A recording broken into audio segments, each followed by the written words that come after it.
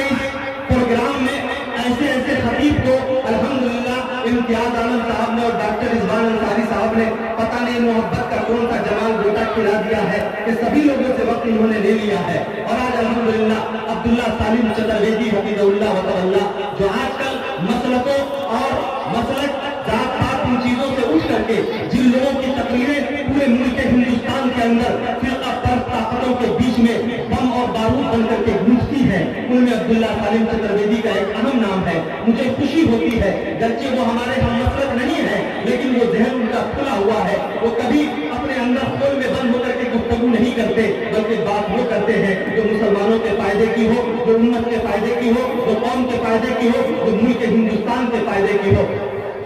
اسی طریقے سے آج کے اس فہرست کے مطابق فضیلت الشیخ جرجیس چترویدی حفظہ اللہ و تعالی جنہیں کون نہیں جانتا. میں جب بنگال کے دیہی علاقوں میں جاتا ہوں, اڑیسہ کے علاقوں میں جاتا ہوں, بلکہ یہ کہیے کہ کشمیر سے لے کر کے کنیا کماری تک جہاں جہاں بھی لوگ پڑھے لکھے ہیں پھر بھی نہ پڑھے لکھے ہیں پھر بھی چھوٹے چھوٹے معصوم سے فرشتہ صفت بچوں کی زبان پر اگر کسی خطیب کا لے گونج رہا ہوتا ہے اور رینگ رہا ہوتا ہے تو وہ فضیلت الشیخ جرجیس انصاری سراجی حفظہ اللہ و تعالی کا ہے. اور آج کل عجیب اتفاق ہے کہ پورے ٹی وی چینل والے ملک بھارت کے اندر پورے ٹی وی چینل والے کو ابھی کوئی کام نہیں ہے لے دے کر کے جرجیس صاحب کی تقریر نکال کے ریسرچ کر رہے ہیں کہ ڈھونڈتے ہیں کہ اس کے اندر کون سا میٹیریل ہے تاکہ اس کا آپریشن کیا جا سکے. لیکن داد دیجیے اس ہمالا صفت کلیجے کے مالک اس خطیب کا جرجیس انصاری سراجی کا کہ جتنی زیادہ حماقت کے ساتھ, جتنی زیادہ عصبیت کے ساتھ اور جتنی زیادہ رضالت کے ساتھ یہ میڈیا والے چیختے ہیں ویسے ہی ہماری جماعت کا یہ بے خطیب ایسے میڈیا والوں کو منہ توڑ جواب دینے کے لیے ہر موڑ پہ تیار رہتا ہے.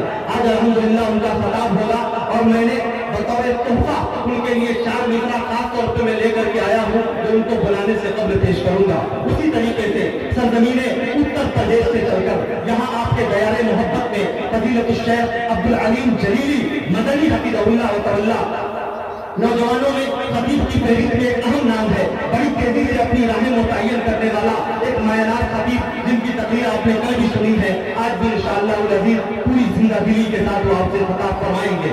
لیکن شرط یہ ہے کہ جب آپ مل جل کر کے بیٹھیے گا, تعلیم کے موضوع پہ خطاب ہو رہا تھا, کسی شاعر نے کہا کہ پہلے تعلیم سے تم موڑ دیے جاؤ گے, پہلے تعلیم سے تم موڑ دیے جاؤ گے, پھر کسی جرم سے تم جوڑ دیے جاؤ گے. پہلے تعلیم سے تم موڑ دیے جاؤ گے, پھر کسی جرم سے تم جوڑ دیے جاؤ گے.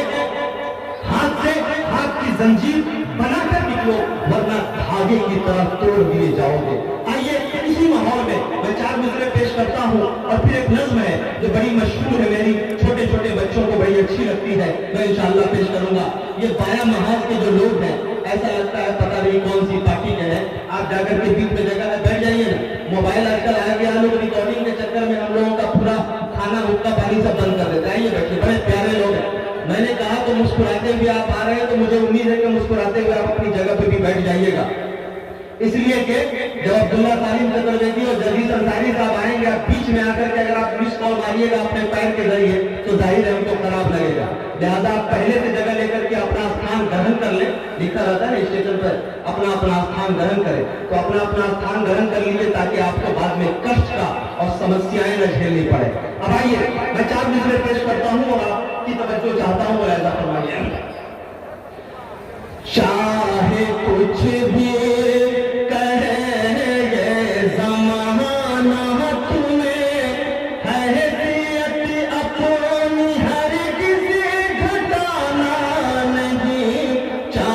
کچھ بھی کہے گے زمانہ تمہیں. بھیا یہ پہلا مصرع کن لوگوں کو اچھا لگا ذرا ہاتھ اٹھا کے ہوا میں لہرا دینا تاکہ جبیل اپنے شفیق اپنے نور میں آ جائے. بیچ کے لوگوں سے بھی درخواست ہے آپ بھی اپنی ہاتھ کو اگر ہوا میں لہرا دے تو بڑا مزہ آ جائے. فضیلت الشیخ معین الحق فیضی صاحب صدر محترم الحمدللہ یہاں تشریف لا چکے ہیں.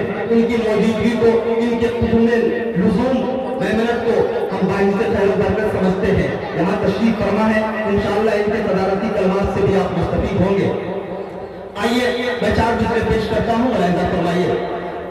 چاہے کچھ بھی کہے گے زمانہ تمہیں, حیثیت اپنی ہرگز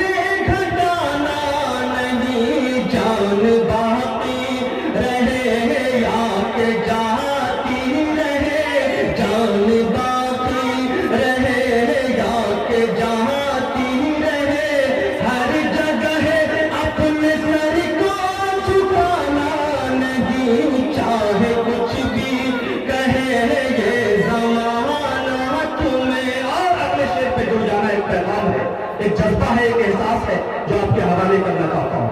چاہے کچھ بھی کہے یہ زمانہ تمہیں،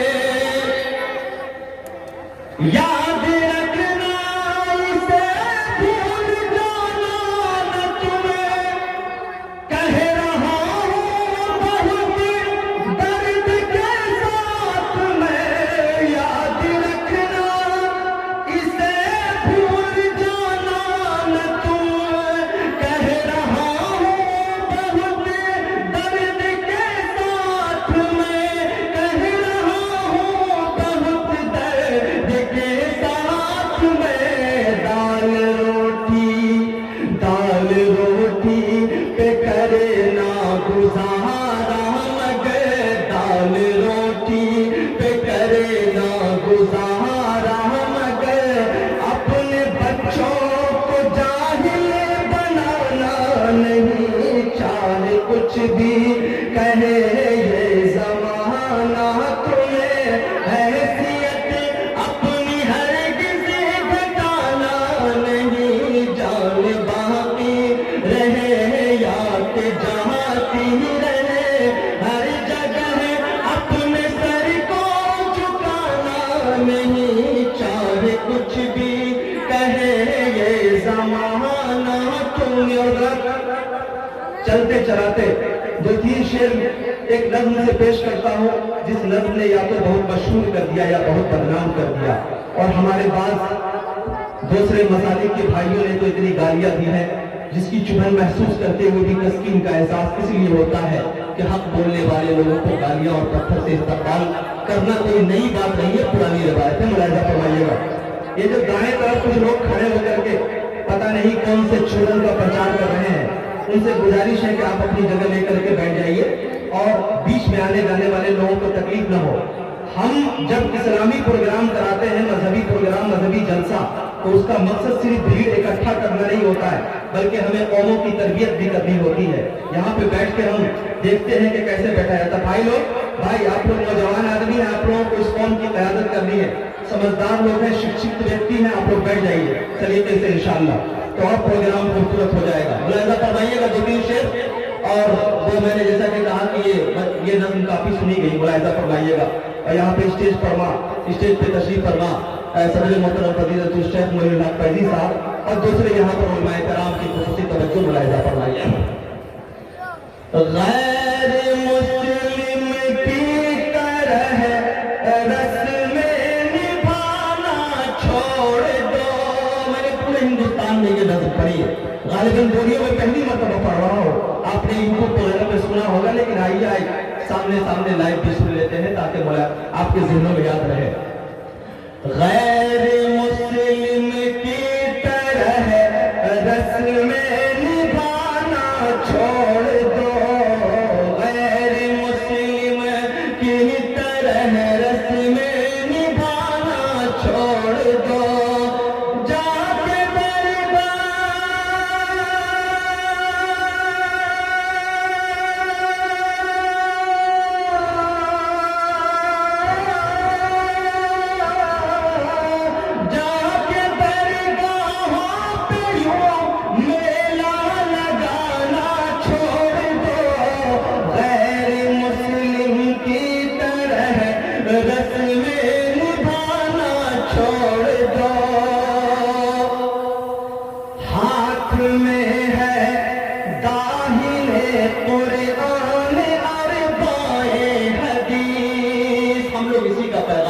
اور اسی سندیش کو عام کرنے کے لیے یا تو جانے جاتے ہیں یا سمجھے جاتے ہیں. ایسا فرمائیے گا.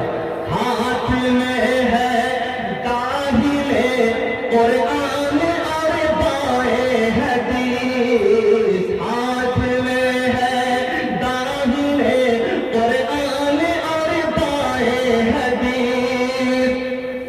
خاک ہو جا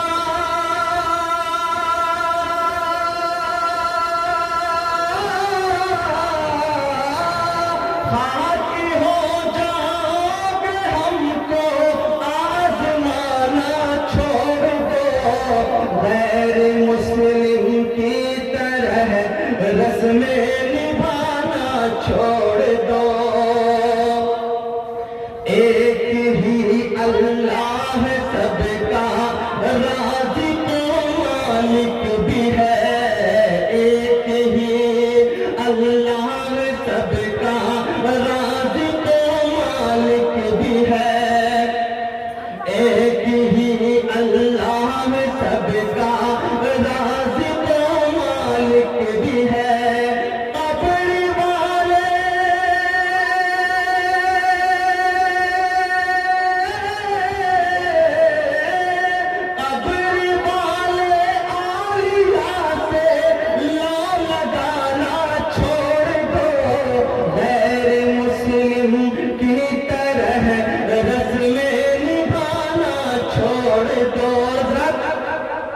آپ دیکھتے ہیں کہ ہری پگڑی جھبا وغیرہ چڑھا کر کے آنکھوں میں سرما بدن سے پھوٹتی ہوئی خوشبو، گرچہ زندگی میں کوئی نماز پڑھی ہو یا نہ پڑھی ہو، ایسے لوگوں کا نام لینے کی قطعی ضرورت نہیں، علامت بتا رہا ہوں، آپ سمجھ جائیے گا۔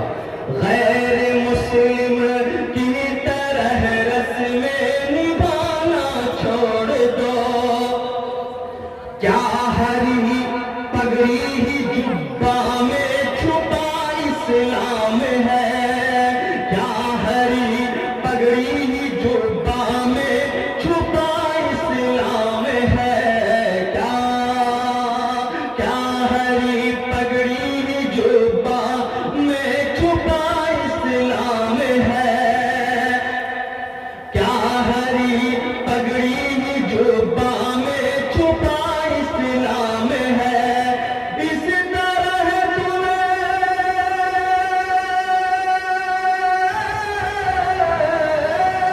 اس طرح تم قوم کو الو بنانا چھوڑ دو، کیا غیر مسلم کی طرح رسمیں نبھانا چھوڑ دو۔ اور آخری بند ملاحظہ فرمائیے گا، غیر مسلم کی طرح رسمیں نبھانا چھوڑ دو، کیا شفیع اس دور میں حق بولنا بھی جرم ہے، کیا شفیع اس دور میں حق۔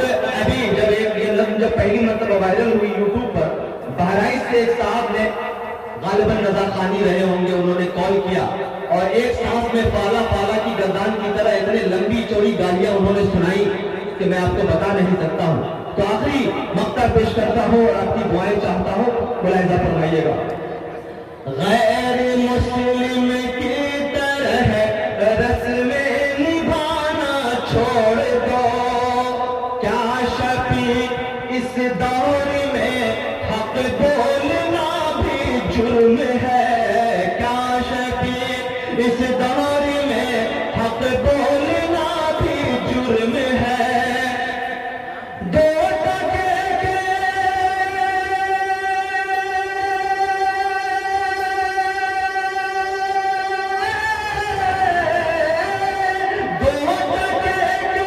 مولوی سے منہ لگانا چھوڑ دو، غیر مسلم کی طرح رسمیں نبھانا چھوڑ دو، جا کے درگاہوں پہ یوں میلہ لگانا چھوڑ دو۔